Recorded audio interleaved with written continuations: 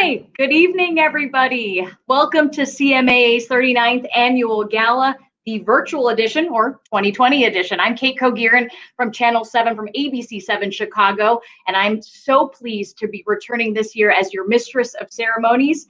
Our official program does start at 6 p.m., but for those of you who have attended this event in the past, you know that right now would be our cocktail hour, but instead, since we all can't be together in person this year, we are excited to offer you some pre-program entertainment with a live mini concert.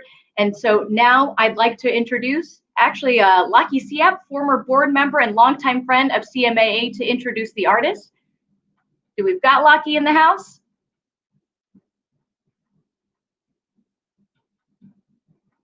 All right, well, I'll move it along. So as you guys know, CMAA is a nonprofit organization helping low-income immigrants and refugees with direct services. And as such, it's only fitting that we kick off this year's program by supporting a new immigrant artist, musician Boy Rose. Just to tell you a little bit about Boy Rose is a singer from the Philippines who recently relocated to the United States, and he will be performing a live mini concert for us now to kick off this evening's program. And please check out the chat. I want you guys to remember this. If you can take a look at that chat on the right hand of your screen, sorry if I'm left or right, depending on how you have it. But we want you to look at that chat for a link to Boy Rose's song list, and so you can make your requests live in the chat box. So take it away, Boy Rose. Hello. Magandang gabi. Good evening, everyone. Welcome to the 39th CMAA Annual Gala event, virtual edition. So she's right. Our lovely host said that this is going to be an open mic. So if you have any requests, I'll try to do that for you. But I prepared a few songs for you. So enjoy this small mini concert from us. Here's something by Lady Gaga and Ariana Grande, mash up with something by Madonna. Yay!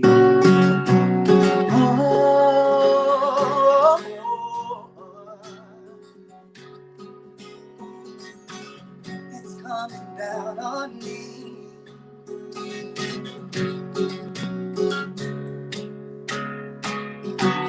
I didn't ask for a free ride. I only ask you to show me a real good time. I never asked for the rainfall.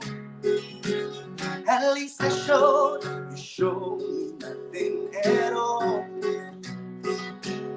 It's coming down on me. Water like misery. Yeah. It's coming down on me. Oh, I'd rather be private, at least I'm alive. Rain on me, rain. I'd rather be private, at least I'm alive. Rain on me, rain on me.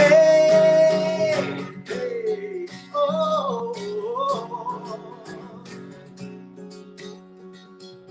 Living in a world where no one's innocent, but at least we try. Gonna live my truth, not keep it bottled in, so I don't lose my mind. Hey, I can feel it on my skin. It's coming down on me, teardrops on my face. Let it wash the stains. Oh, let it wash away. I'd rather be dry, but at least I'm alive. Rain on me, rain on me, rain. I'd rather be dry, but at least I'm alive. Rain on me, rain on me.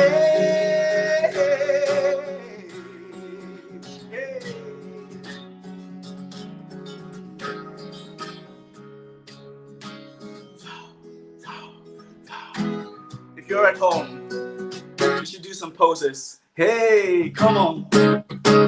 Vogue, vogue, vogue.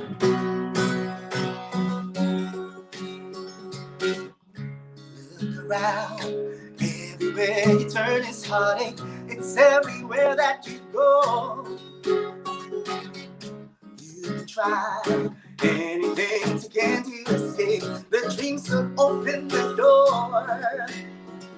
It makes no difference if you long to be something better than you are today. I know a place where you can get away. It's called a dance floor, and that's what it's for. So come on, move. Let your body move to the music. Hey, hey, hey, come on, move. Let your body move with the flow. You know you can do it. All you need is your own imagination. So you said that's what it's for. That's what it's for. You can try for your body's inspiration. Your dreams will open the door. Open up there. It makes no difference if you're black or white. If you're a boy or a girl, hey, if the music's something it will give you new life, you're a superstar, then that's what you are. So come on, move, let your body move to the music. Hey, hey, hey, come on, move.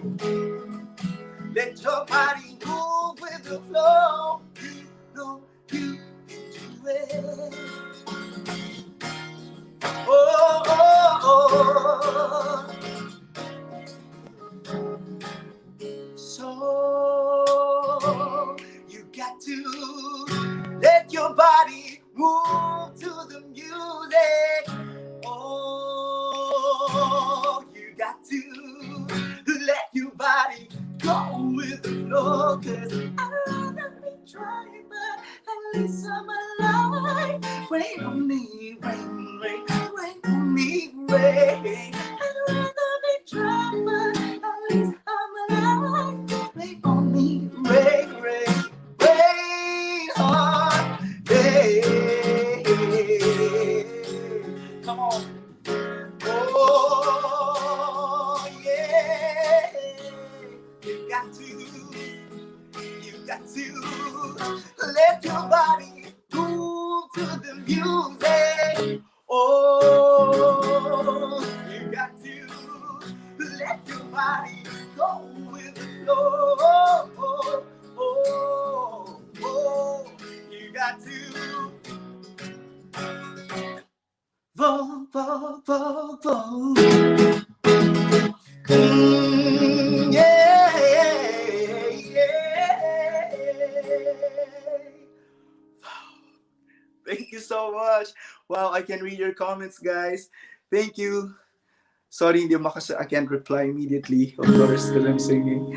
But again, welcome to the 39th annual gala of CMAA, the virtual edition. And my name is Boy Rose, and it's such a pleasure to be here.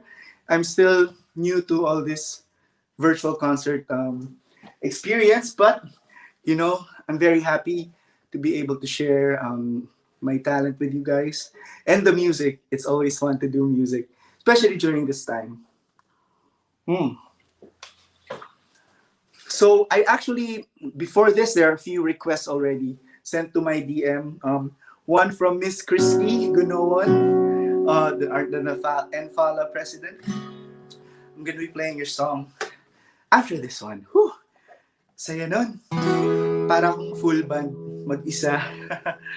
Please welcome my whole band.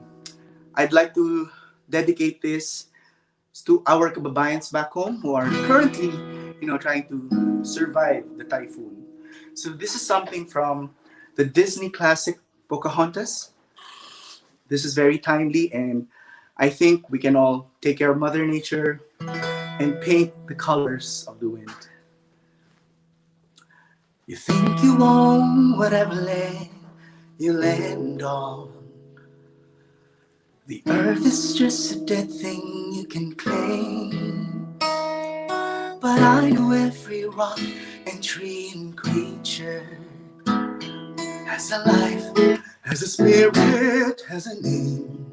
You think the only people who are people are the people who look and think like you.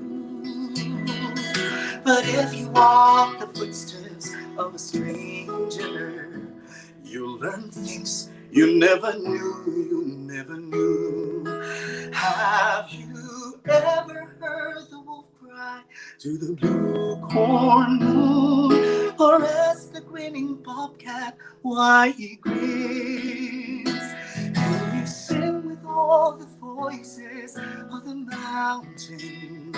Can you paint with all the colors of the wind? Can you paint with all the colors of the wind? Papaye, papaye, papaye. Bangon, Pilipinas, kaya natin to. Come run the hidden pine trails of the forest. Taste the sun-sweet berries of the earth. Come rolling all the riches all around you. And for once, never wonder what they're worth.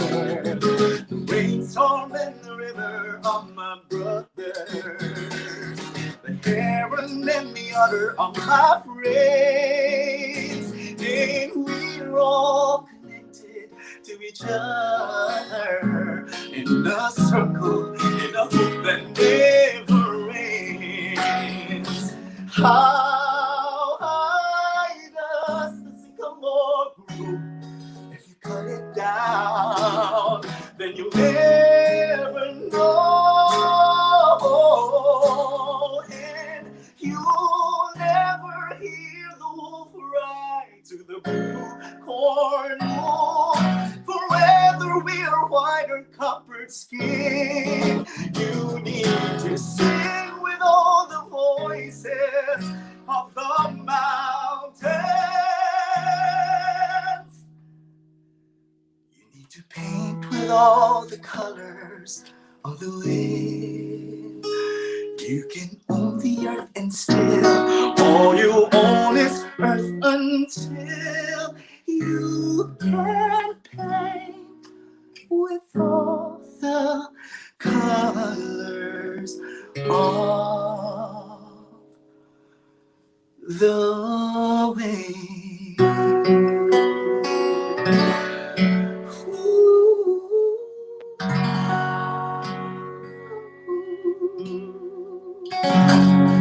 Thank you so much. Wow, thank you so much for your feedback. I feel the love. I feel the love from miles away. So anyway, I am here in Waco, Texas, live from what hotel is this? Aloft Hotel. So again, thank you CMAA for inviting me. I hope you guys are having a great time as I am. I'm enjoying this very much. So thank you. Okay, I'm gonna move on to a request. This is a special song dedicated for Miss Christy Gonowan of Enfala. Met you, astonishing, amazing woman. I was so inspired by your speech. So thank you. I needed to hear that. Yes, thank you so much. I love the jacket too. It's the first time I'm wearing it. And this is something by Elvis Presley and UB40, and a lot of artists have sung this song. I hope you enjoy this one. For all the lovers tonight.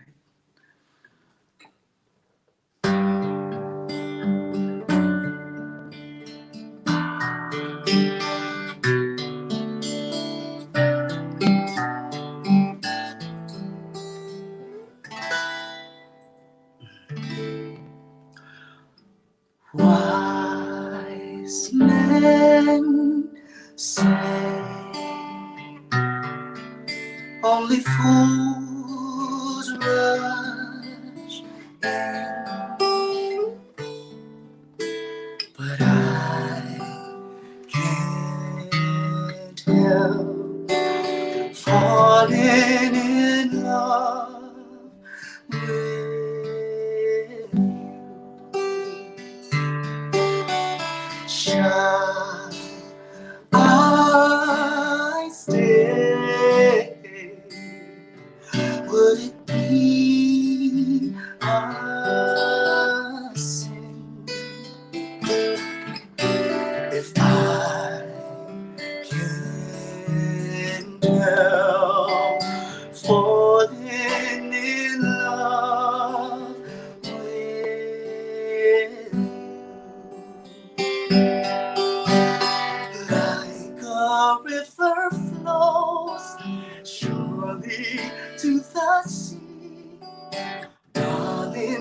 so it goes. Some things are meant to be. Oh, take my hand, take my whole life through.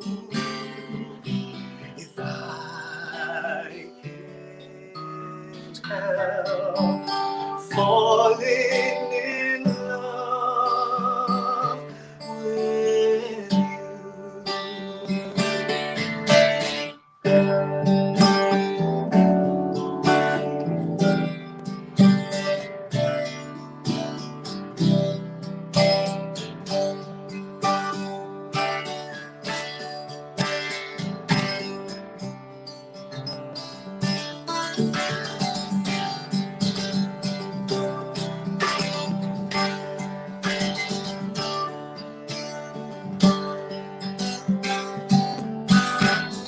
Like a river flows surely to the sea, darling, so it goes. Some things were meant to be.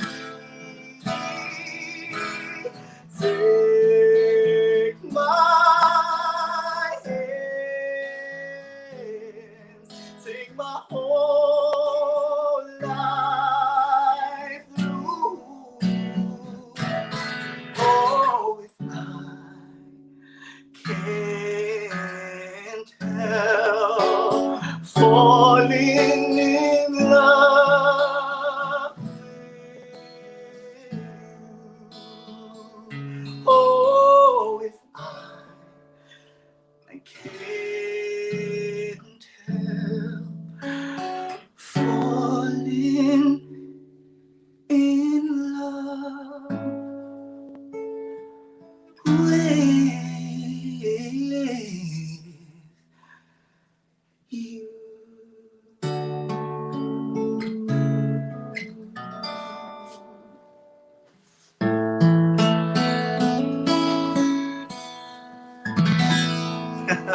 Thank you. Wow, I felt that song. I'm sorry, I'm a little teary-eyed. Wow, but that makes a song a classic, you know. Wow. Okay, okay. I felt that a little too much. Also, because my husband is here watching, and my one of my best friends, who's also an amazing musician, Eric Jackson. So anyway, I hope you guys are having fun. So yeah, we still have time for two more songs. So I want to do this one by James Taylor, because it's time for us to always celebrate the friendship that we've sustained during this pandemic. And I can personally say that without my friends, without my loved ones, I wouldn't have survived this whole pandemic. So this goes out to all of you and to all your friends and friends turned family.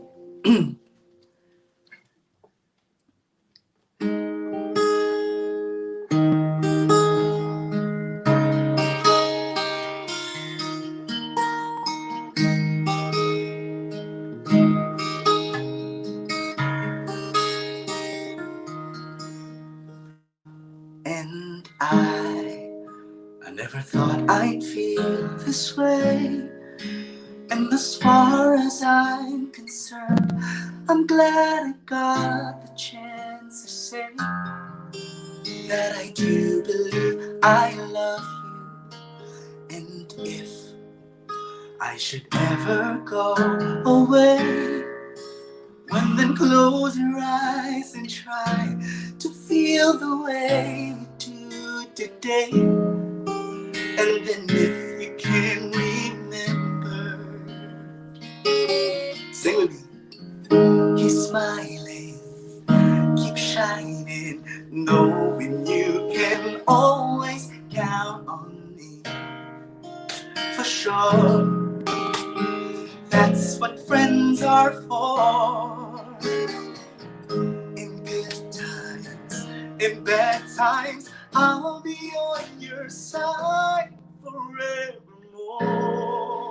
Yeah, that's what friends are for.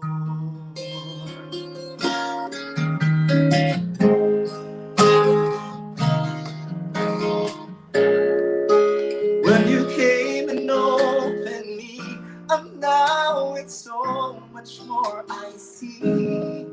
And so by the way, I thank you, oh, and then for the times when we're apart. Well, then close your eyes and know these words are coming from my heart. And then you can remember.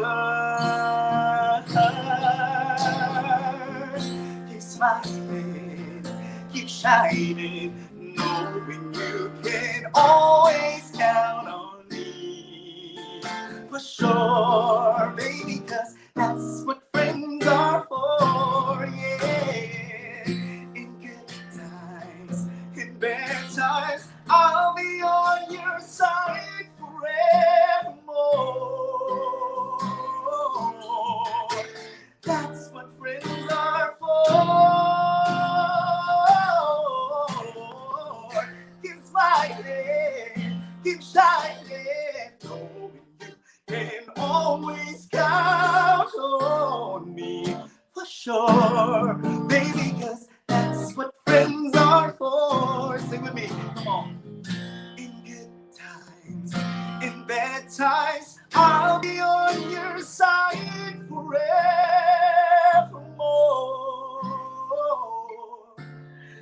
That's what friends are for.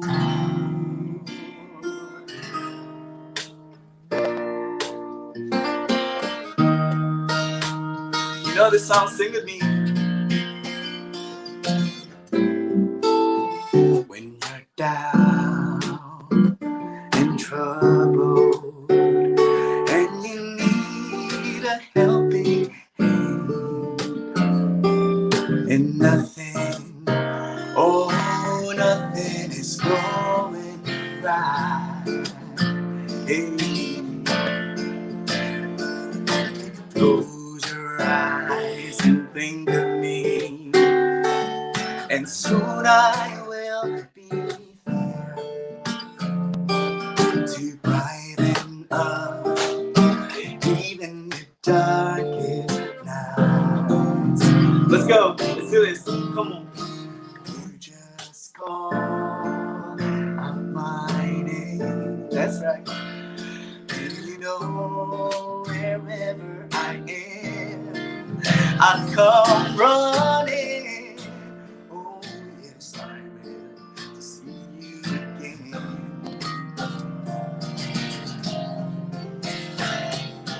Winter, spring, summer, or fall. Now all you got to do is call, and I'll be there. Yes, I will. You've got a friend. You've got a friend. One more time. Come on, sing with me. Winter, spring, summer, or fall.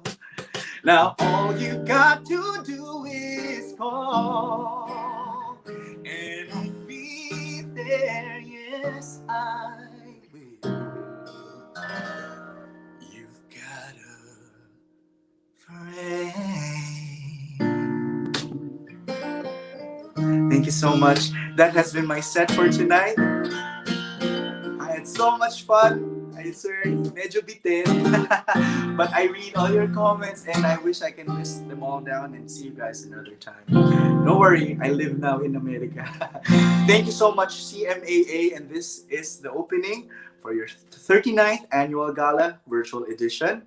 I am Boy Rose, and happy... Oh my God, I forget. I'm gonna post, but I'd like to give the floor to our lovely host. Thank you guys so much. I put it here. Oh my gosh. Oh my I'm gosh, so sorry. Diwali. Happy Diwali. That's Happy what I Diwali. know. There That's you it. go. I got you, Boy Rose. Maraming salamat. My gosh. Anybody, let's all take a moment. I never knew this emoji until you hear Boy Rose sing and you're just like, okay, yeah.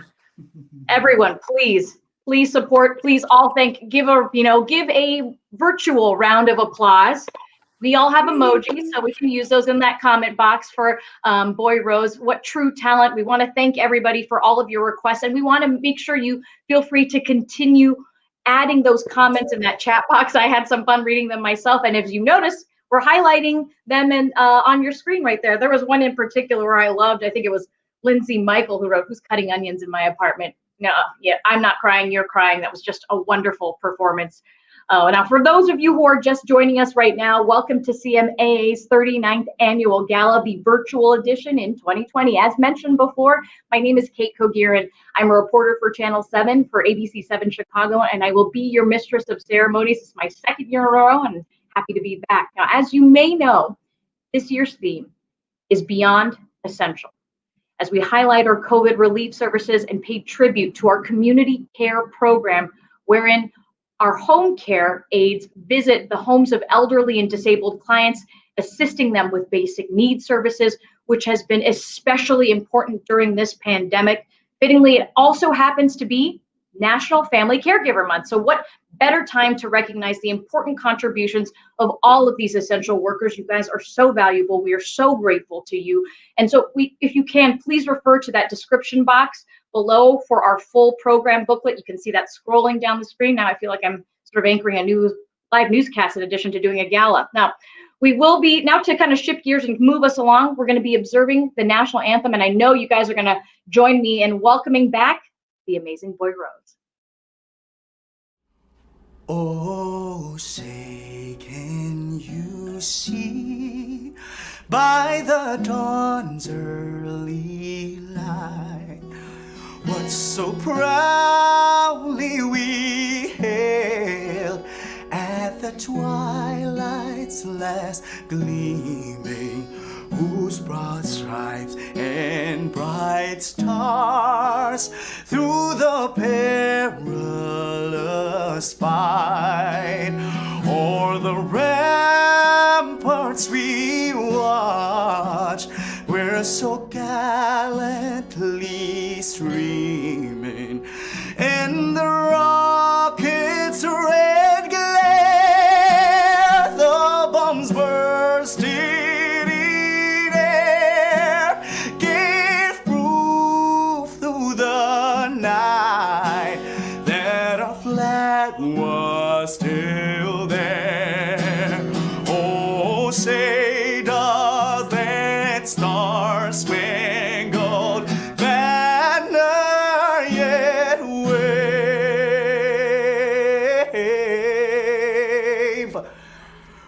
o'er the land of the free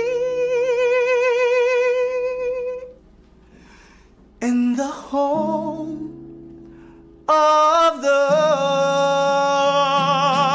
brave,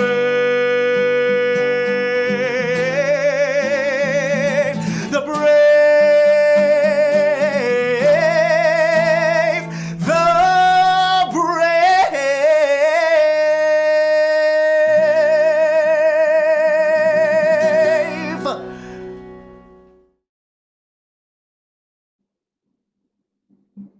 Everyone's like this right now, right? Wow, that was wonderful. That was beautiful, Boy Rose. Especially love that dramatic ending. So much to celebrate tonight. Also, I remind, happy Diwali, everyone. We also want to acknowledge our diamond sponsor, community partner awardee Blue Cross and Blue Shield of Illinois, as well as our diamond sponsor, Julian Grace Foundation, who has been a longtime supporter of CMAA's youth programs. Also, among the many distinguished luminaries joining us tonight, we'd also like to acknowledge Attorney General Kwame Raoul, Illinois State Treasurer Michael Freyricks, and 48th Ward Alderman Harry Osterman. Thank you all for supporting CMAA. Now, I would like to introduce you to CMAA's Executive Board President Mike Chin and Vice President Bart Moy. Thank you, Kate. Hello, everyone. I'm CMA Board President Mike Chin.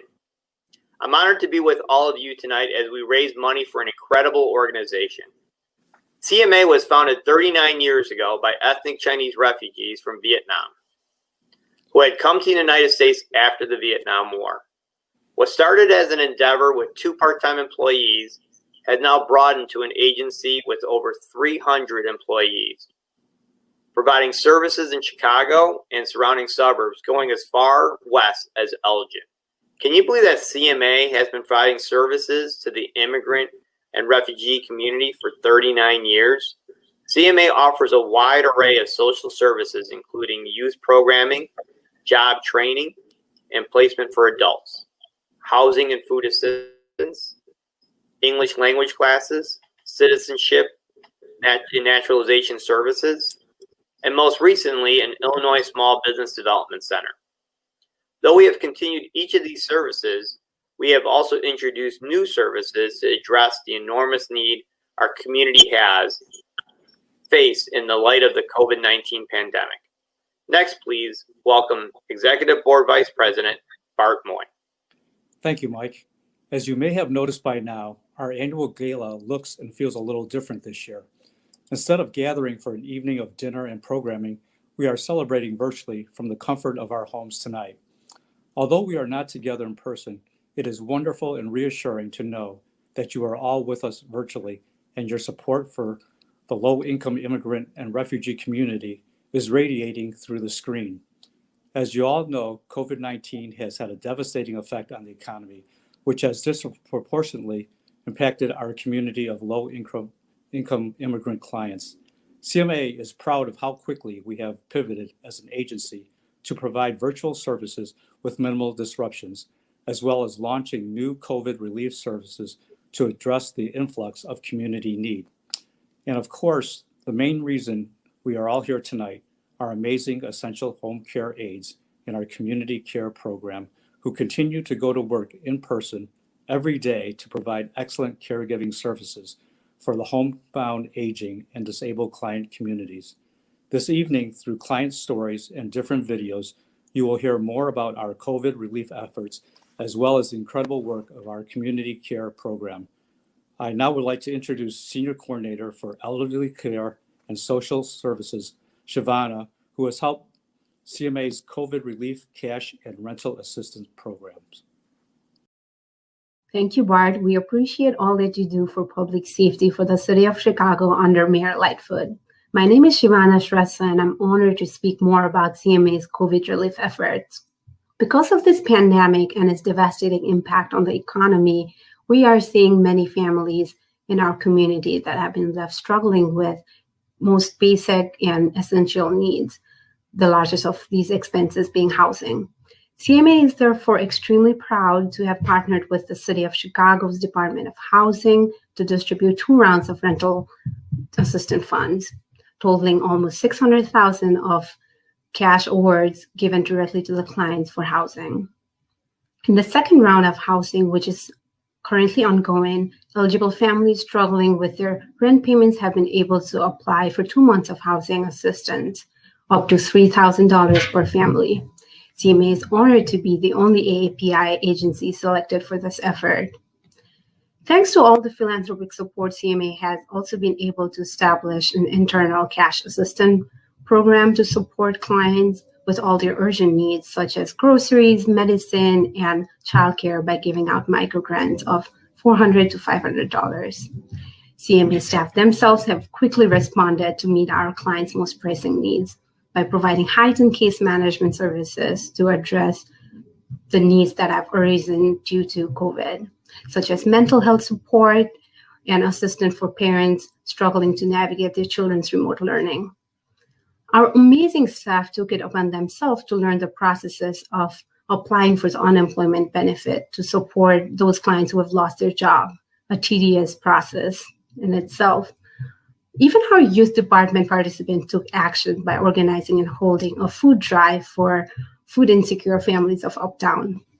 And of course, throughout this time, CMA has transitioned traditional programming virtually in order to continue offering social services with minimal disruptions.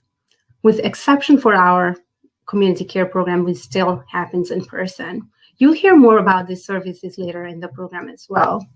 We are really proud of our COVID relief effort, but you don't have to take my word for it. to check out next video from our rental assistant recipient CMA client, Hamid Faris. I came as a refugee into the United States. I used to drive Uber and Lyft until about March of this year, until COVID-19 hits. When COVID-19 hits, it's really hard for the whole country, as well as me, financially, emotionally. And then I turned my face to CMAA, which is CMAA, they call it CMAA, Chinese Mutual. But it is basically United Nations. They support everybody from every part of the world. They don't discriminate anybody. I mean anybody from Middle East to East Asia, Africa, everywhere in Africa. They are a backbone for Uptown. They even help me and my kids for after school program. And they assist us and they helped me to apply for fund from the city of Chicago, and then I got the fund. They did everything for me, the application, the approval, everything. And I got the fund. I used the fund to pay my rent, my utility, and so on and so forth. Without CMAA, the Chinese Mutual, I really don't know what to do with it. When COVID-19 hit, a lot of uptown neighborhoods, including myself, we turn our face to Chinese Mutual Aid. They are really, really a backbone for our community. Wow. I'm so glad that CMAA was able to help this Ethiopian refugee and father of four with the city of Chicago's rental assistance program. It is just so inspiring, and not to mention impressive to hear about how quickly CMAA has been able to expand programming in order to provide these crucial COVID-19 relief efforts for low-income refugees and immigrants. And as you know, nonprofits like CMA rely on donations from supporters just like you guys all tuning in right now to continue to help and to continue this work, helping immigrants like Hamid. If you feel so inspired by this work and would like to donate or support these vital services, please click on the donate link in that description box below. And thank you all again for your continued support. Also inspiring, CMAA has a wonderful tradition of recognizing people who've been very influential in the immigrant community. Yes, I am talking about CMAA's Mutual Awards. Here to present the Duc Quan Founders Award for Immigrant Success, please welcome CMAA board member Sharon Huang and co-founding board member Eamon Bien. Though we've heard a lot about COVID's impact on this community, we know that the pandemic has also affected many businesses, especially those in the retail industry. Tonight, we're thrilled to be honoring a woman of remarkable talent in the retail industry who has taken her Chicago business and grown it into a thriving global brand, and who, despite the challenging atmosphere for business today, continues to lead by example. Erica Wang is a Chinese immigrant, a Chicago entrepreneur of amazing success, and the founder and CEO of Akira. Akira, which I only recently learned is Erica spelled backwards, is a nationwide fashion boutique carrying clothing, footwear, and accessories by well-known brands, as well as Akira's own private label. Fashionistas know Akira for their statement-making looks and trendy, one-of-a-kind pieces. Personally, I'm also just a fan of Erica's, and I'm proud to support an Asian American woman entrepreneur. In keeping with Erica's philosophy of dream and think big, her love of fashion and entrepreneurial spirit propelled her to take a chance in the business world. She founded Akira in 2002 when she was only 24 years old. Today, Erica and her co-founder have expanded Akira from their original boutique in Chicago's Wicker Park neighborhood to include 32 stores and counting in multiple states, earning her a spot on Crain's Chicago Business 40 Under 40 list. Her stores are in Chicago locations such as Water Tower Place and Block 37. Akira has also grown a large global customer base due to its online presence. which has been especially important now during the pandemic. I'm very proud to present this award named after my father and CMAA co-founder, Erica Wang. In recent years, CMAA has had a great tradition of recognizing successful Asian American immigrants who emulated his drive and commitment to excellence. And Erica truly embodied these values. Let's now watch a video about our phenomenal awardee, Erica Wang, founder of Akira.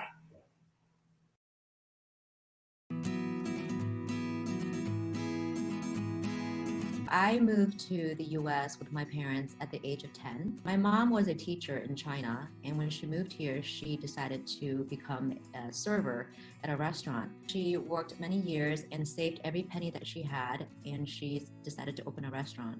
My dad obviously helped, and while they were working, I helped out, but I saw what she was doing. I knew the risk that she was taking. I knew how hard they worked for the family. When I wanted to pursue having a store, I wasn't scared, and I knew why I wasn't scared.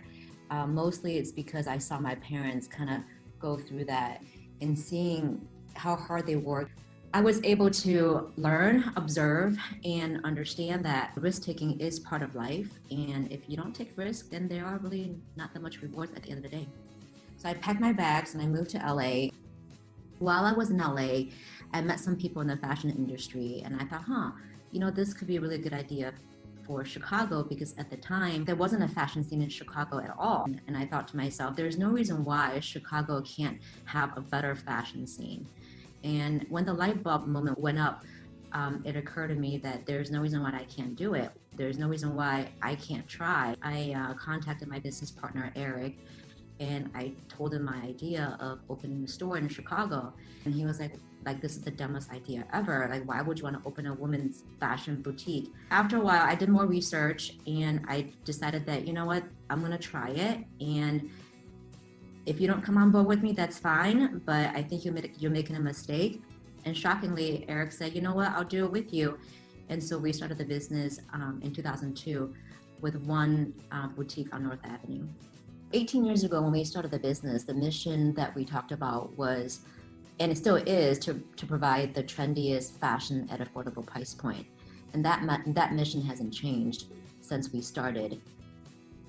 We would like Akira to keep evolving as a fashion brand. We would also like to be a more socially conscious company. My business partner, Eric, would like to start off some sort of scholarship program.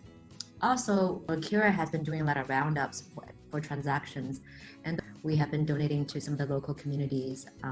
For example, the League of Women Voters Southern Poverty Law Center we have donated to in the last few months, just with the coin roundups. I think what CMAA can and should or want to do to help people navigate through COVID is by providing a support that can help people and let them know that no one is alone through this. I think that CMAA could help with educating people, B, supporting people, C, really letting them know what actions people can take to help what they need, whether it's looking for ways to find out how to revive their business, how to find healthcare for their elderly or their family.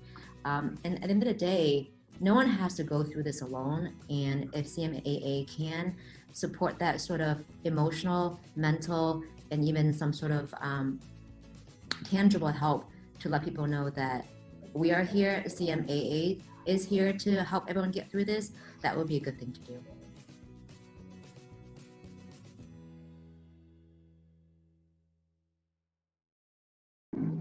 Congratulations again, Erica. What just an incredible and empowering story. I actually was reading a few of your comments onto the screen. I mean, one, Jenny Han right there. Erica did not change. She's ageless, gorgeous, inspiring. And the one thing that I felt that Erica said that really resonates is that no one is alone in this, thanks to organizations like CMAA. No one is alone. We're all talking to each other on this thread right here. It's like the best cell phone text thread you ever had. I know it's a virtual event, but we all thank you for being here. We all thank you for your donations, and we thank everyone again, and congratulations to Erica. Now we're going to pivot though from our COVID relief services. CMAA's Community Care Program, or CCP, has continued in person throughout this pandemic. And we are thrilled to share with you all of the deep impact of this program and the essential work of our caregivers. And to describe the program more in depth, please welcome Dari Mien, Director of Elder Care and Social Services at CMAA, who oversees the Community Care Program. Thanks, Kate. I'm excited to share details about our Community Care Program, or CCP, with everyone tonight, along with some special stories from the program itself. For those that may not be familiar with this much-needed program, our CCP provides non-medical in-home caregiving services for the elderly and disabled homebound individuals of the Chicagoland area. Our incredible caregivers help clients with essential tasks such as bathing, grocery shopping, and meal preparation so that they may live independently and age in the comfort of their own homes. Our CCP is unique because of caregivers and the quality they provide. Many of our caregivers are immigrants themselves, and they reflect the diversity of the community our CCP serves. Our caregivers speak the same languages, and many share the same backgrounds as our clients, making our CCP culturally and linguistically competent. Throughout this pandemic, our CCP and caregivers have never been more crucial to the elderly and the disabled community. Although we may be quarantining, the needs of these homebound clients, many of whom are at high risk for the virus, amplified, i.e. social isolation, COVID screening, etc. So while many of us have had the privilege in our jobs to work from home, our dedicated caregivers are essential workers and thus have been continuing to work daily, many on public transportation, despite the real risk the virus poses to themselves and their families. They really are heroes of this pandemic. And now, please enjoy a short video paying tribute to our wonderful and dedicated home care aides and the clients they serve.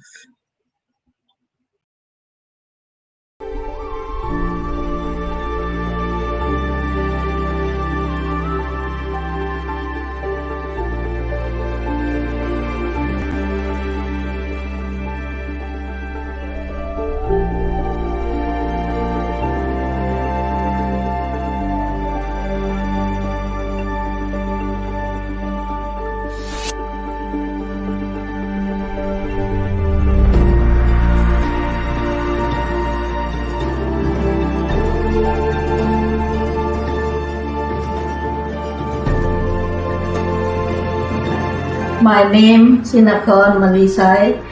I have to home care to take care of me, go to see doctor. Thank you, you take care of me. My name is Yong Sanyakam. I would like to say thanks to my home care aide. I appreciate she take care of me and always check up on me. Thanks. Stay safe and healthy.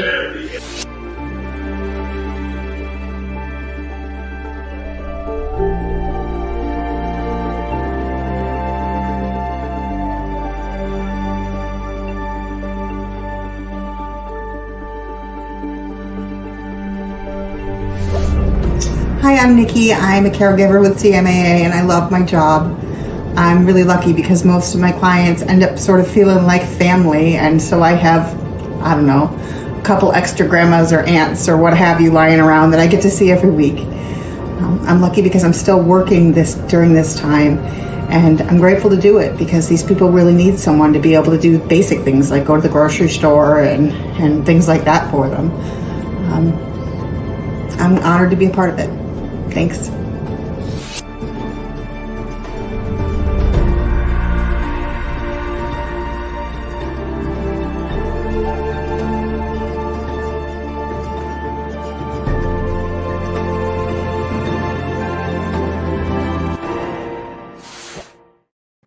Nikki, the honor is ours. All of these heroes of this pandemic, these home care aides, just should be said once more. When we stay home, they go to work, they care for our loved ones, they care for our most vulnerable population. So what a fantastic and vital program. Thank you to the CMAA home care aides for making this all possible.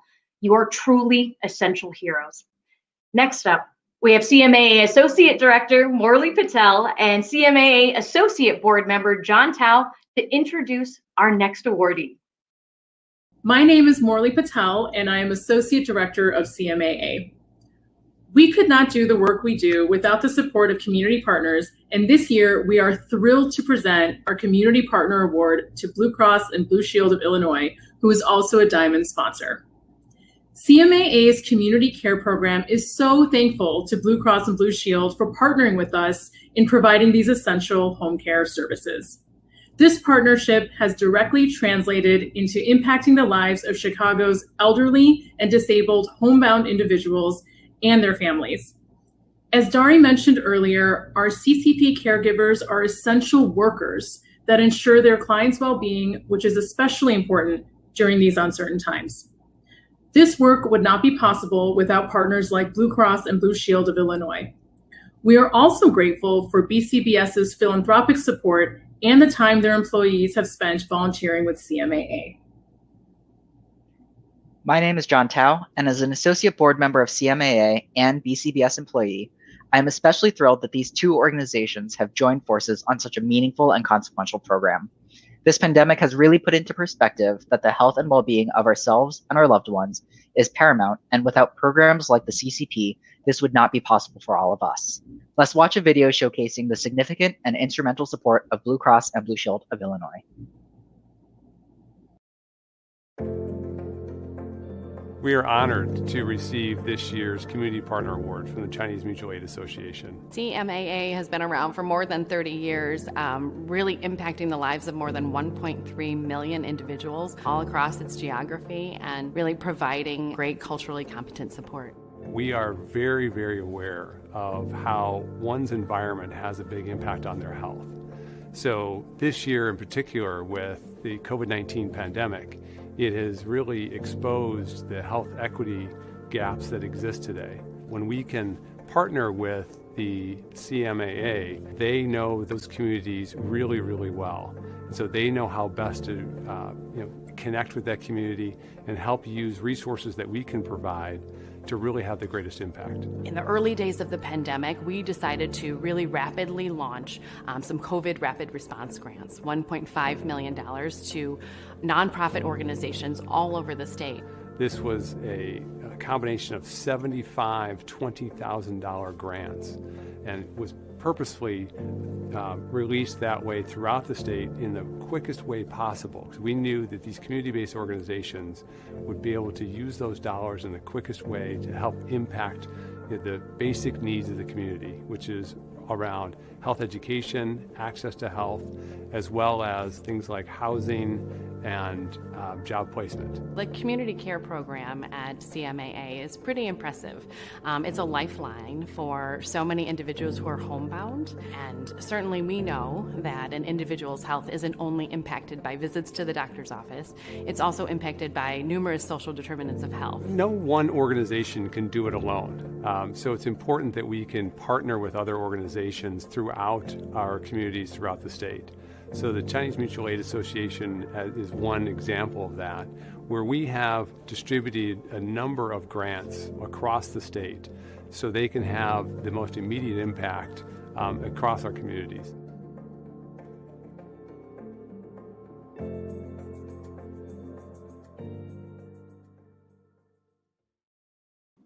A big thank you to Blue Cross Blue Shield. It is so great to see CMAA working with incredible partners like Blue Cross Blue Shield on such important work. To introduce, though, our last awardee of the evening, please welcome CMAA Executive Board members Judge Rena Van Tine and Susan Patel. Hello, everybody. Wow, we've really had the chance to hear about some incredible awardees, community partners, and their great work this evening. Luckily, there is one more inspiring awardee to hear from. This year's Visionary of the Year awardee is a trailblazer in so many ways. He's also a fierce advocate for social service providers like CMAA, and someone CMAA is extremely fortunate to call a friend.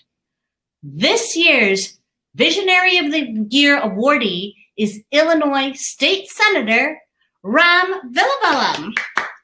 Susan? Senator Villavalam is the first Asian American to be elected to the Illinois State Senate and has wasted no time in making a meaningful impact. He is currently the chair of the Senate Transportation Committee and has been an instrumental advocate for the CCP and raising the state's reimbursement rate for our caregiving services. The son of immigrants himself, Senator Villavalam has supported pro-immigration initiatives such as DACA and is an outspoken advocate for the immigrant and refugees community of Chicago. We are also thrilled that Senator Villavalam has championed a $3 million state capital bill to fund the first ever Pan-Asian Center in the state of Illinois, a project to be completed between CMAA, the Indo-American Center, and the Hanel Family Alliance. Ram has also secured an additional $1 million for CMAA to help develop the future headquarters for the Asian American Chamber of Commerce. Lastly, I'm so proud to call Ram a personal friend of many years and congratulate him on receiving this award tonight. Hey, thank you, Susan. Let's now watch a video highlighting some of Senator Villavalam's accomplishments and hear why he feels it's so important to support CMAA's community care program. Hit it.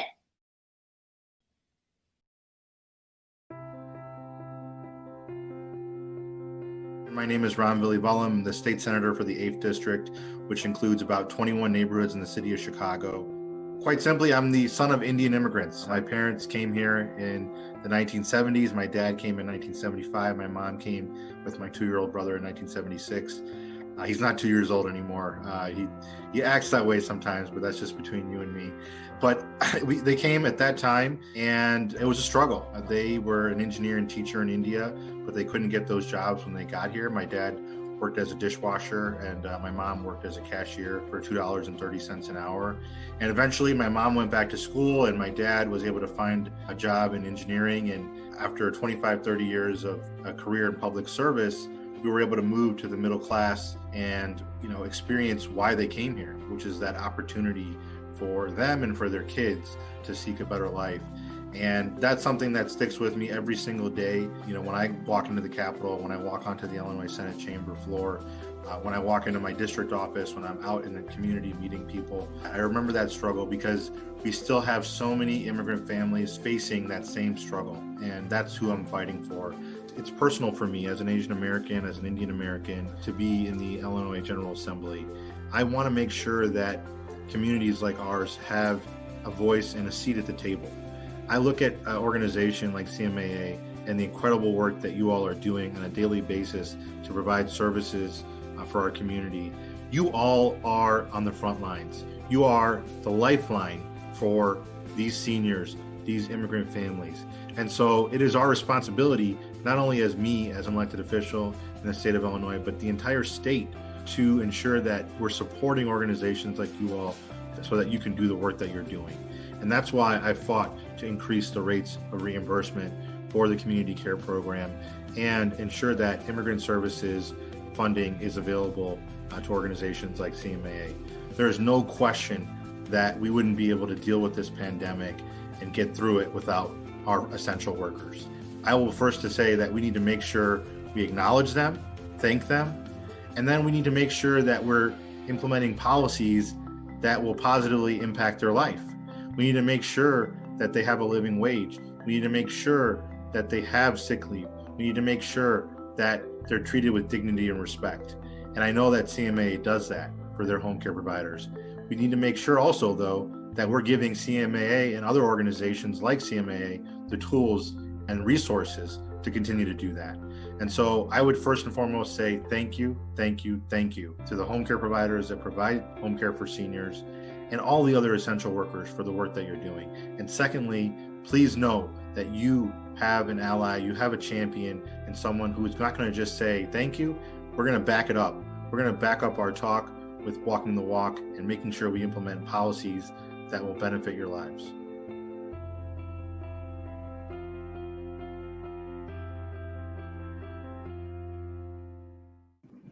My goodness, how inspiring. I was reading some of your comments saying to the state senator, his story is all of our stories, anybody who has come up from an immigrant family. That was just very inspirational. Our state senator has accomplished such significant and meaningful work in such a short period of time. So, ladies and gentlemen, please welcome CMAA's 2020 Visionary of the Year awardee, Illinois State Senator Ram Billy-Vallam.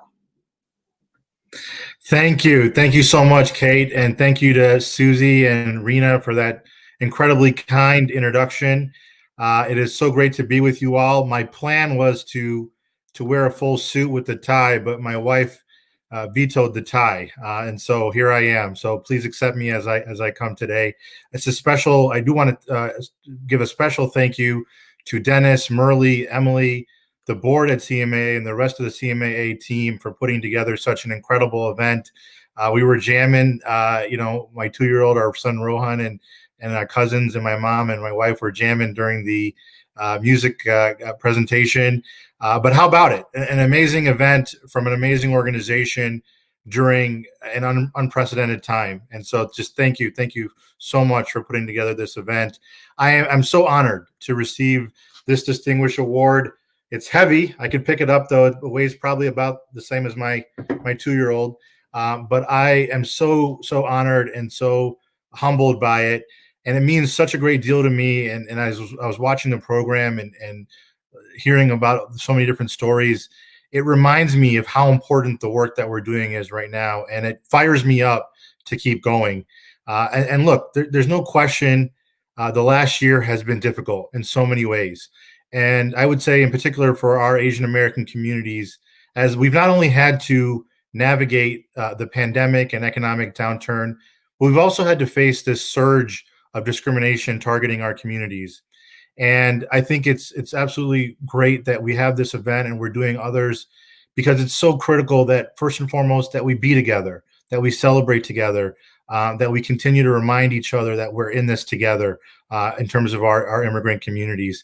It's also important that we celebrate and we remember the strides that we made. And to that end, I'm so proud to have supported legislation like the Trust Act to make sure that state and local law enforcement's participation in federal immigration enforcement is limited. I'm so proud to have sponsored legislation that says, look, if you're in a civil procedure as an immigrant, they cannot bring up your immigrant status unless it's relevant. I sponsored that in the Senate. Representative Gon Gershowitz sponsored it in the House.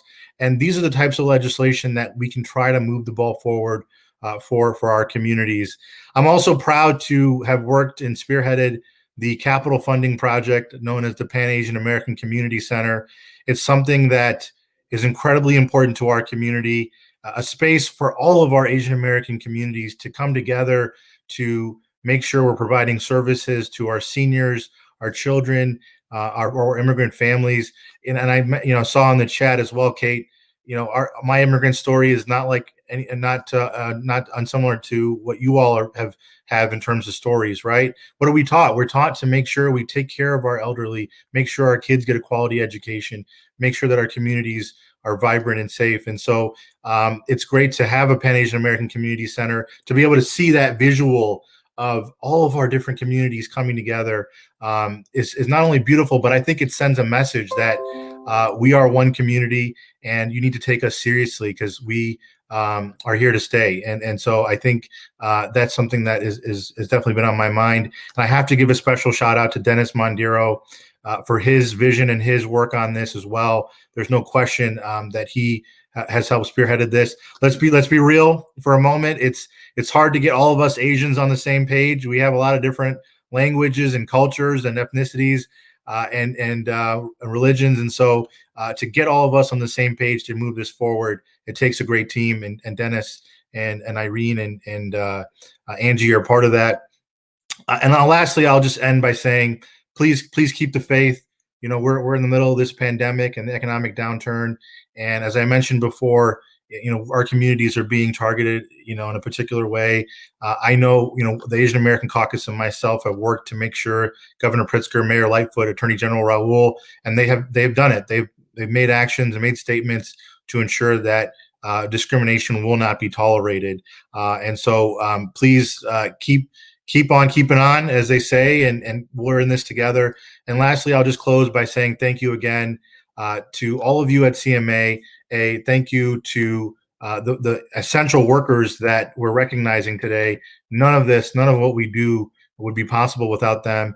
And then on a personal note, I just want to thank my family, my wife, Elizabeth, my son, Rohan, my brothers and sisters' families, and my cousins. And of course, I cannot forget my mother. My mother is, you know, I'm half her age, but she makes me seem like I move slow. She is always moving and always getting things done. And she's the reason that I'm here. And she's the reason that I can do what I can do. So thank you again for having me and for this award.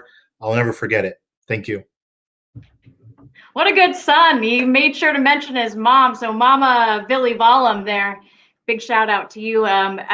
One thing that the senator mentioned, you know, we're talking about discrimination. One of the ways to stop that is representation. And we saw in the comments just earlier, Omid Cindy writing, representation matters. Having a voice, a seat at the table. So thank you again for those thoughtful remarks, Senator.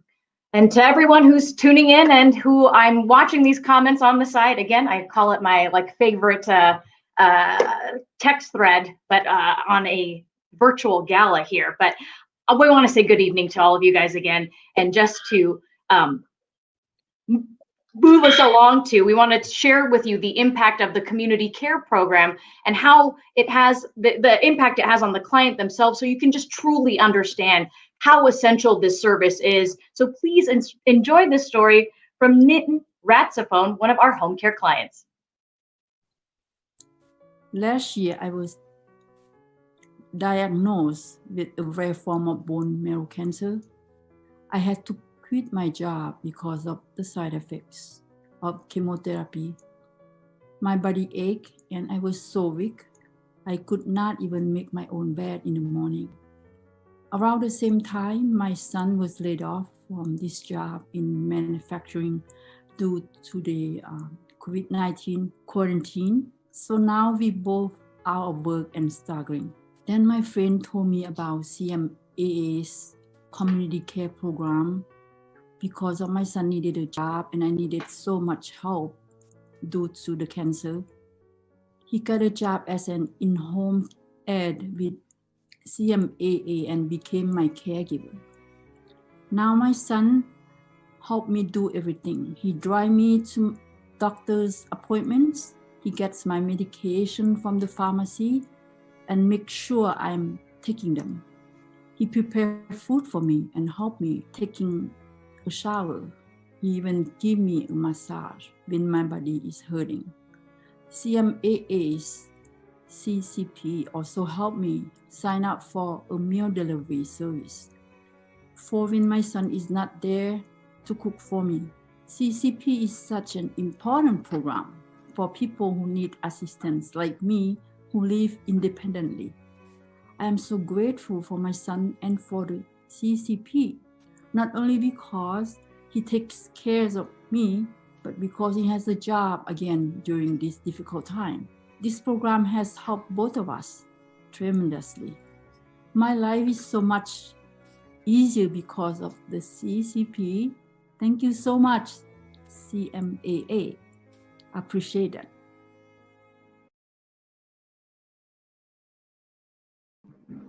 Wow, hearing Min's story really helps us understand how the programs at CMAA are truly beyond essential. All evening, we have heard about the different aspects of CMAA's COVID relief programming, as well as the community care program, including its heightened importance during this pandemic, the efforts of Blue Cross Blue Shield as our partner, and Senator Billy Vollum's advocacy for continued services. As mentioned before, nonprofits like CMAA rely on the generosity of their supporters. So if you feel so motivated, inspired by all of this work and would like to contribute to this or these crucial programs, please click the donate link in the description box below. Thank you again, all of your support. For the last portion of this evening, we really want to hear from you.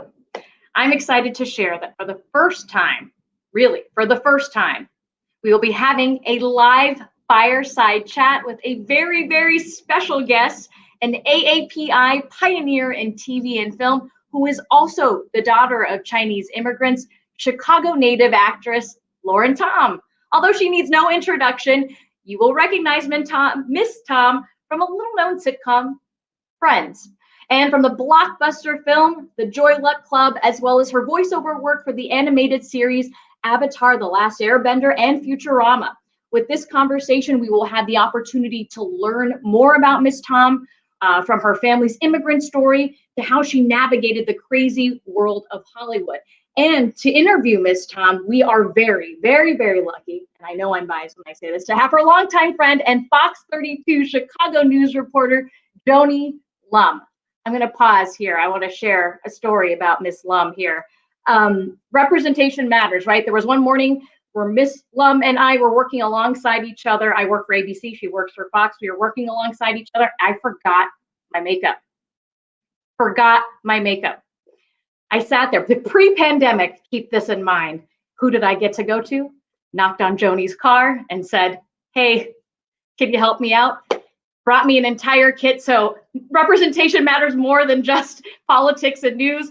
I had a friend, I had an ally in Miss Joni there. So we are really fortunate to have such accomplished, good-humored women from the entertainment industry with us tonight and putting her professional skills to work.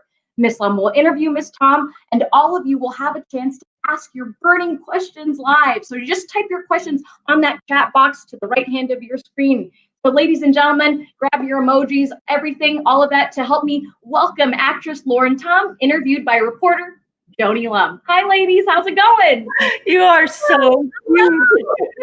Do you remember that, Joni? When I was like, I forgot my makeup. It's 3 o'clock in the morning. Gilding the lily. You look. You didn't need makeup, but whatever I had is. Yeah, that's exactly what she said to me. She knocked on the window. She says, "You don't need this," and hands it over. Again, pre-pandemic, we sanitize. You know, everyone reminder: good, wash your hands, all of that. Disclaimer. Sanitize in between that too. I know, and look, I'm so excited. We're fangirling out. We've got Lauren Tom right here. I'm so excited. I'm so excited to hear from you. Thank you and welcome. Thank you for joining us. Thank you, Kate. Oh my gosh. We're so lucky. We are really lucky to have a homegrown celebrity that we can have an interactive chat with right now. Lauren and I have been friends for decades. You heard Kate's introduction. She's a native of Highland Park. We've seen her in all the big TV shows and movies and voiceover work. And she started as a dancer and got her first gig when she was only 17 in a chorus line, which was only 5 years ago, I know, but you put a lot into that career. And so it's pretty amazing. And we're just so proud of you. Lauren joins us from her home in California. How's it going for you right now? Hanging in there. I really have to thank you and Bart for including me in this little pocket of joy that I can celebrate with CMAA. Such a wonderful organization, and just have a little bit of a breather from everything else that's going on in the world. I think that we could all use a little bit of a break from that. This togetherness is so great. When you're an actor, what can you do right now? I mean, are you getting back to work or?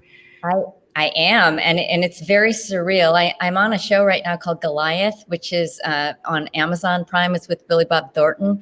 And when we went back to work in September, it was I felt like I was in the movie because we all had wristbands and, the A group could only go in one door and out the other door. And everyone had to freeze until, we had our masks and our shields back on. And it it was surreal in the sense that we couldn't like have the camaraderie that you normally do have when you're on set. But I'm just grateful to be able to work. And then I set up my little recording studio in my husband's tiny closet because it's the quietest space in our house. So that's how you do your voice work? Yeah. So that's how I'm recording. You know, I'm also, so Futurama's not on right now, but Matt Groening's next one called Disenchantment, we're recording that. And wow. That's on Netflix, but yeah, so it's been really fun. I felt so blessed to be having a voiceover career because I think I pretty much was working all the way up to the time my water broke. You know, with both of my kids. In between, you can just like dress in your sweatpants. You can really, it doesn't really matter like what you look like. So that's been really freeing too, as far as no stereotyping. You know, I could be playing anybody. Which you did. I mean, you could play a young coquette or a grandma all the way up. Right. Yeah. Some characters that were Asian cartoon characters, and it's good that an Asian American actress can fill that role. Yeah, I mean, I think it's getting better and better. It's slow in its change, you know, as all change is. But I do think that we have to take our hat off to the Black community for kind of forging the way in so many areas for Asian and other people of color to follow in their footsteps, to really start using our voice and just being more aggressive, really. I mean, just being raised Asian, I always felt like I was raised to be more, you know, quiet and polite and, you know what I mean, right, Joni? Yeah, I think everybody does. But let's talk about that. Your upbringing here in Chicago, like you, I'm third generation. My grandparents came, your grandparents came. Yeah. You channel your grandmother through some of your characters. Yeah. But let everybody know about, you know, growing up here and what you remember and how you were able to make it so big in Hollywood. Chicago is just the greatest city ever. I just am always so proud to say I'm from Chicago because honestly, I feel like they're the most down to earth people, friendly, helpful, you know, and just growing. I'm so grateful that my grandparents came over here and forged the way. Like I come from a long line of strong Asian women, and my grandma. My grandma could have really used CMAA when she arrived because she didn't speak English and she was pregnant and she was like running down the halls of the hospital, like not knowing what was happening. And yet she was this Spitfire who ended up opening a restaurant with my grandpa called Dang Ho on North Fullerton Avenue, which was there for 55 years. Wow. And when my grandma was a young girl in China, girls were not allowed to go to school, only the boys, which was so frustrating to her. It really put a bee in her bonnet.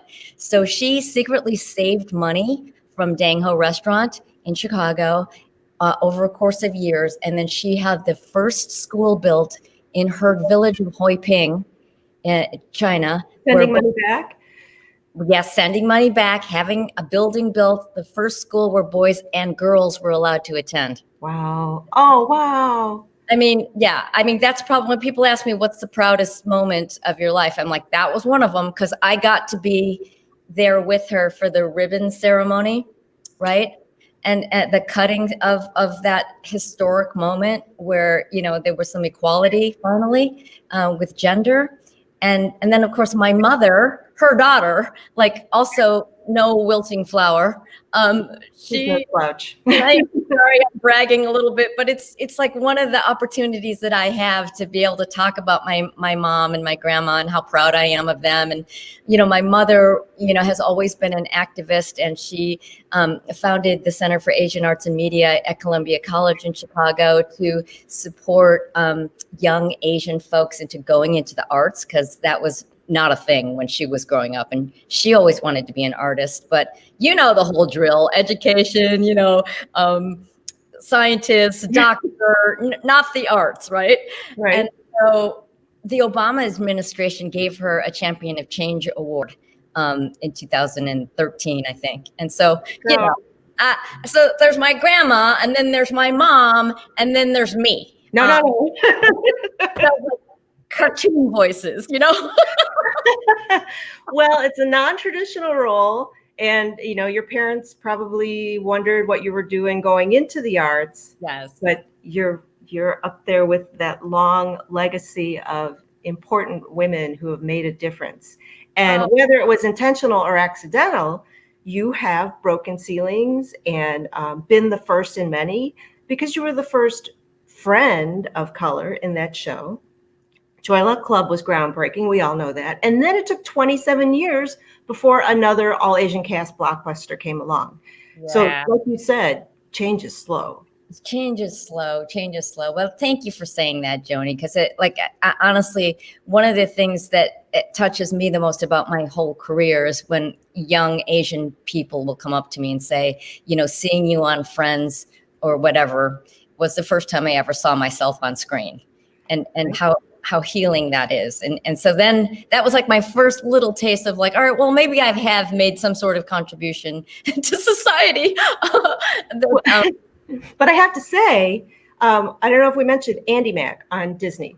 So the Chinese New Year episode really struck home for us. And, my daughter was so excited to see that portrayed on a Disney show. Yeah. And the pictures were from your own family, right? Yes, they blew them up, and they asked me all kinds of questions because they wanted to get it right, and like we did the whole ancestral ceremony with the incense and the bowing 3 times, and it was really such an honor for me to see my own grandparents' photos up, on the screen, and then at the end they gave me the blown up versions that were framed. In fact, they're right over there. Oh, that's nice. Yeah, they don't go to waste if they're, you might as well keep those things. So all along the way, you've been, these are great milestones in a really spectacular career. In fact, in addition to that, though, being a Hollywood star, you have managed to have a happy home life and 2 handsome boys. So how do you do all that, Superwoman? Oh, you're so sweet. Supernatural. Well, I don't know. I think that I have a natural amount of energy from my mom. My mom has more energy than I do. And I feel like when you're using yourself, that's when you're the most happy, right? So it's my privilege to be able to have, served my my kids, hopefully, the way that I tried to do my best.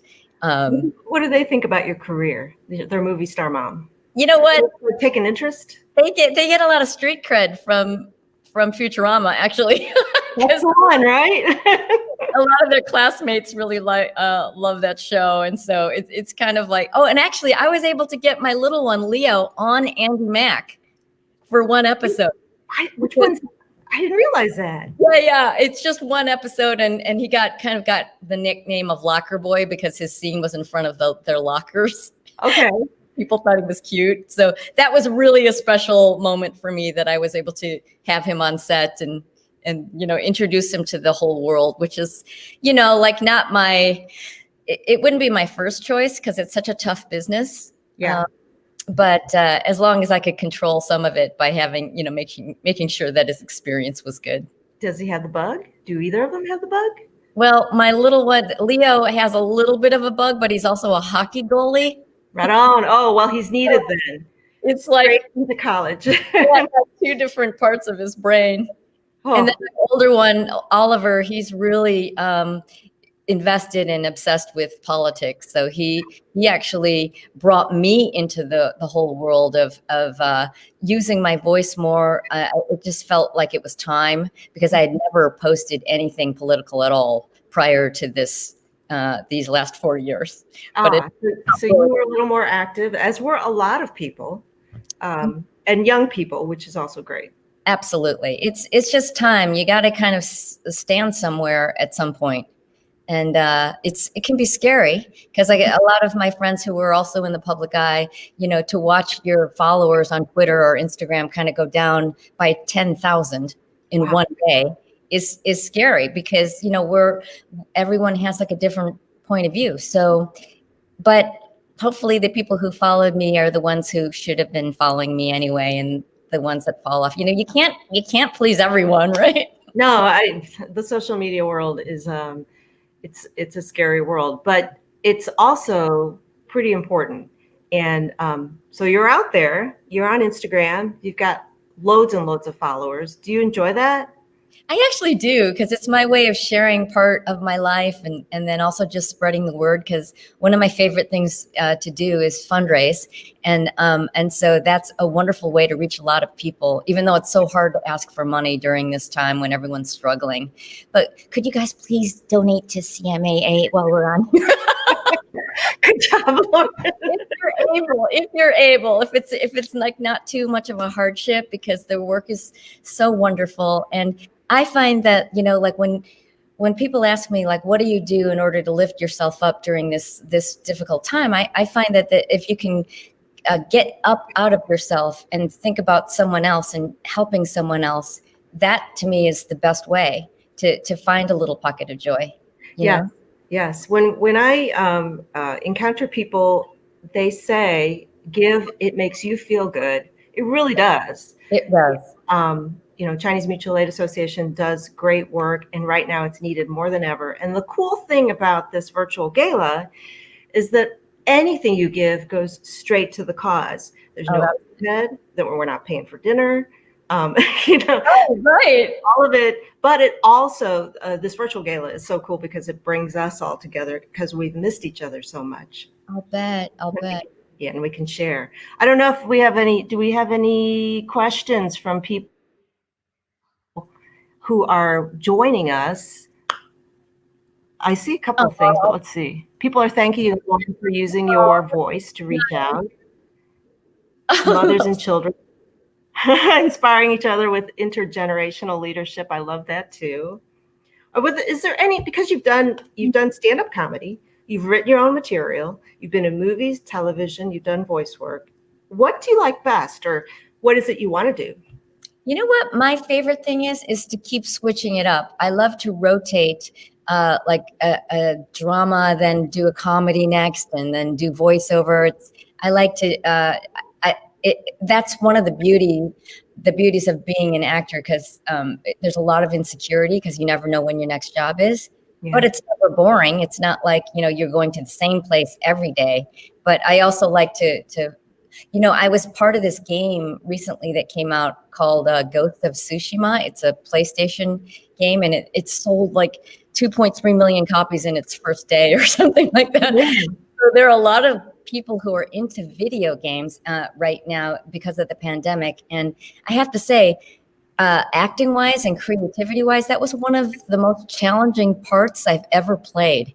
And really? So, yeah, in that sense, it was really fulfilling to me. And it was my first motion capture game where they put all the dots on you. And so it's physical. Yeah, and so it's a computerized version of you, and it's a little eerie, but it's absolutely drop dead gorgeous. The visuals of this, it's like artwork. So if any of you guys are into video games, check that Christmas list. Oh, we have a question from Jenny Hahn. I will never forget the splitting the bill scene in Joy Luck Club. Was there another role in the movie that you once wanted to play rather than Lena? Oh, in that movie? Mm-hmm. Oh, that's a while ago. For your question. It's interesting. When we first all auditioned for that movie, Wayne Wang is very visual. And so what he did was he tried to find mothers and daughters that actually looked like they could be biologically, related. Mm-hmm. And so he thought that Franz Nguyen and I looked enough alike where he knew that we were going to be mother and daughter. And then he asked each of us which character we related to the most in the book. So that it would be like a natural connection that mm-hmm. And I chose Lena, because as much as I loved Highland Park, Illinois, we were the only Asian family in the town at that time. Mm-hmm. So I felt kind of invisible, except in that Ching Chong Chinaman way, where I got called out, teased a lot, but I didn't feel like I had anybody to relate to. like in real life or on screen. And so in that sense, I felt the most like the character in Joy Luck Club, where it's kind of like where life imitates art, where I feel like it's been a journey for me to find and use my voice through no fault of my parents, because in a way they wanted to move us to Highland Park so that we could assimilate as much as possible and live the American dream. Generation. Yeah. And then not realizing though that a consequence of that being, you know, that we were the only Asian family, I felt like I had to kind of grow emotionally and spiritually, and as, you know, knowing that I came from a lineage of strong women. I knew it was in there somewhere, but it got kind of lost along the way. And now I can remember when we were watching it, other strong women in my industry were talking about your character and how all women are trying to find their voice. It was an illustration of women not knowing their self-worth.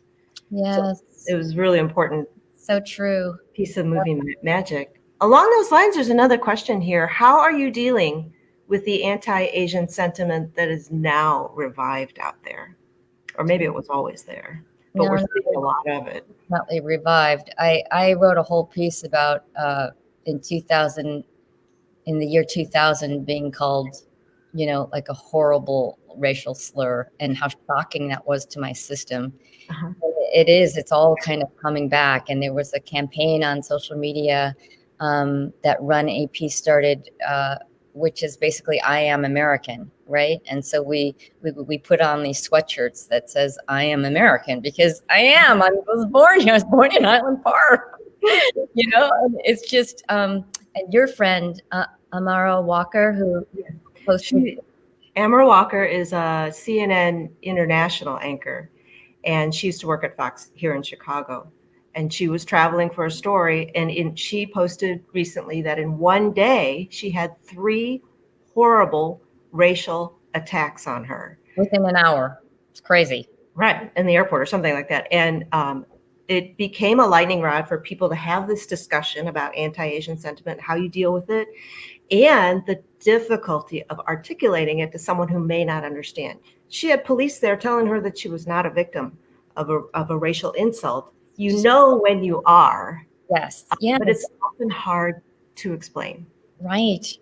No, it's you know, I always in the piece I wrote, I actually opened it up to the audience, because at the time I did not know how to respond. You know, like all these things came to my mind, like shame on you, or just like trying to figure out how to even respond. And I still don't know really the best response, like to take the high road or to try to educate people, you know. So I'm always open to suggestions. Yeah, it's a good conversation to have, because it helps us all. It's difficult, but it helps us all. And we have a question from Madeline. What celebrity did you get starstruck by? And before you answer, I'll give you a second to think about it. You know, Lauren has worked with like the biggest of leading men. Richard Gere. I had a list of them. I mean, she's been opposite Andy Garcia. Yeah. She's been opposite the most handsome men in Hollywood. What celebrity were you most starstruck by? Oh, because we're all starstruck by you right now. Everybody. Oh, no, not at all. It's kind of hard to name. I know. Yeah, it is. I think I was like really, I'm always a little bit nervous, like in any given situation, but then you put on top of it, you know, when I was in the movie When a Man Loves a Woman, it was Meg Ryan and Andy Garcia, and I was a little bit, you know, shy then, but Meg was really nice, and so was Andy. And then Richard Gere also took me. He was super goofy and took me under his wing, and so I have to say that I've been really lucky that most of the famous people that I've worked with have turned out to be really kind. And I think that's actually kind of more luck than anything else, because I have heard some stories about people. Haven't we all? Here's another good question. When people approach you, which work of yours do they cite the most? So they cite Friends and Joy Luck Club the most. And then sometimes I'll get Futurama just from someone hearing my voice, which is wacky because I didn't think people knew what I looked like. And then when Andy Mack was on too, during that time, I would get a lot of stops too in the airport. Great. Yeah, but it's always a pleasure because people are usually very nice about it, and it's my way of feeling connected, especially the younger crowd. Well, you're Right. correct. I have noticed though that there's a fandom with your voice work. Maybe because they feel like they're in on a secret, but and maybe it lives on. But Supernatural too. I get stopped about. There's that show that has the most massive fandom on the planet Earth. Right. Yeah, and I played a real tough mom and very, very protective of my son. So that one too gets a lot of. I do most of my fundraising with the Supernatural family, but there's a lot of these conventions, Joni, that are centered around the cartoons or certain shows like Star Trek and Supernatural. Yeah. That's a great way for me to interface with fans too. Just to be able to meet people and hear, how it affected their lives. Do you still dance? Do I still dance? I had one little dancing scene in Andy Mack, but I kind of let it go. Unfortunately, I wish I had kept it up. Darn it. We're almost out of time, I think. Are there? Oh, good. I thought it was a good time for Willie to make an appearance. So awesome. A couple of dogs? Dogs are the best therapy on earth, don't you think? You've had dogs for a long time, haven't you? Dogs my whole adult life. I don't know what I'd do without. We don't deserve dogs. Dogs are amazing. They are. They know a lot too. What a sweetie. Do you have any other parting thoughts about what we're going through right now? And I don't know. We need something uplifting, I think. And we've had a nice time talking to you. We probably could get a good lift. Two things are just popping into my mind. Because I love quotes. I don't know about you, but I love quotes when I read them and I try to remember them. And one of them is, if there is no peace, it's because we've forgotten that we belong to each other. That's Mother Teresa. Wow. And that is something I think we really need to hang on to right now because our country is so divided. So in order to have that peace, we're all connected. We're all connected as human beings. So we can't ever forget that. And that's the beauty of CMAA too, like people taking care of one another, taking care of our elders. This is what life is about. And then the other little quote that I read, which I loved, was humility is not thinking less of yourself. It's thinking of yourself less. The actress said that. I love that. And that just goes along with trying to get up out of yourself. If you're feeling blue or depressed at all, if you can get up out of yourself and put your attention on somebody else, you're going to be uplifted. It works. I love that. That's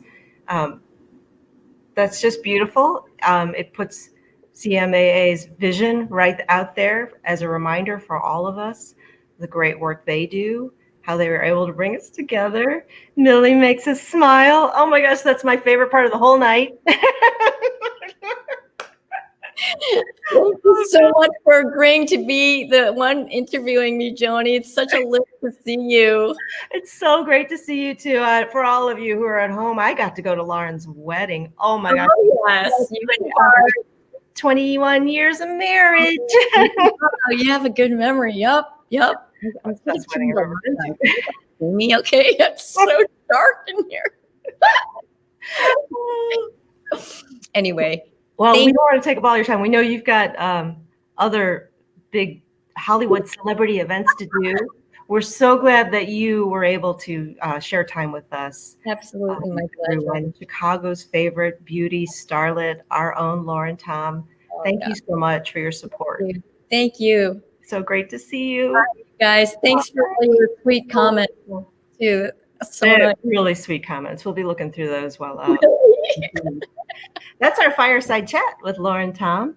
And Millie. And now I'd like to introduce CMAA Executive Director, Dennis Mondero. Dennis Mondero. I'm so happy. Wow. Wow. Hi, Lauren. Hi, Joni. That was an amazing conversation. I want to thank you both again. And, you know, to Joni, we've worked and known each other for years, but you are such a consummate professional, and your questions were insightful to Lauren. And you know, the camaraderie and friendship that you have, it's just, what a great interview and chat. Thank you. Lauren, I have to say that, you know, I was 25 years old when the Joy Luck Club came out, and it was so powerful as an Asian American immigrant to this country that I had never seen someone that looked like me on the big screen until Joy Luck Club. I mean, so thank you for being such a trailblazer. And this night has been, you know, with Senator Ram Villavalam, the first Asian American in the state Senate, Erica Wang, who founded Akira, which is a major retail store with 30 plus stores in multiple states, and very few people know that she's an immigrant. All right, this is just such a special night with Trailblazers. So thank you both for sharing some of your special time with us. Absolutely, my pleasure. Gosh, bye. Thank you so much. Good job, everyone. So, hi everyone, I'm Dennis Mondero, CMAA's Executive Director, and after watching all the compelling stories tonight, I've got a lot of thanks to give. First, my sincere thanks to each of you for joining us tonight virtually amidst the pandemic to show support of our immigrant community. Thank you to CMAA's Board of Directors and Board Chair Michael Chin, as well as thanks to our CMAA Advisory Council and Associate Board for all that you do every day, whether it's board meetings, whether it's associate board meetings, whether it's getting, like Bart Moy, getting Lauren Tom here, just so many amazing things that each of you all do for our organization and community. Congratulations again to our awardees, Senator Ram Villavalam, Akira's Erica Wang, and Blue Cross Blue Shield. Thank you to all our sponsors, the platinum sponsors being Blue Cross Blue Shield, the Julian Grace Foundation, and the powerhouse law firm McAndrews, Held and Malloy. Also, can everyone please help me thank the amazing CMAA team who put together this powerful virtual presentation tonight, including all of our staff and volunteers, led by Associate Director Morley Patel. Morley, wow, this is so great. I don't know what we of course want to be in person again, but man, you really hit a virtual event out of the park. Morley, Emily Olson, Ali Exner, Kathleen Geronimo, and Fong Che have poured their hearts out into making tonight's successful for us all. So let's give them a virtual round of applause. And finally, thank you also to Kate Kogiran of ABC7 for your eloquence and grace while making sure we move smoothly tonight. Thanks again, everyone. And I so look forward to giving each of you a high five or a hug in person again. Good night.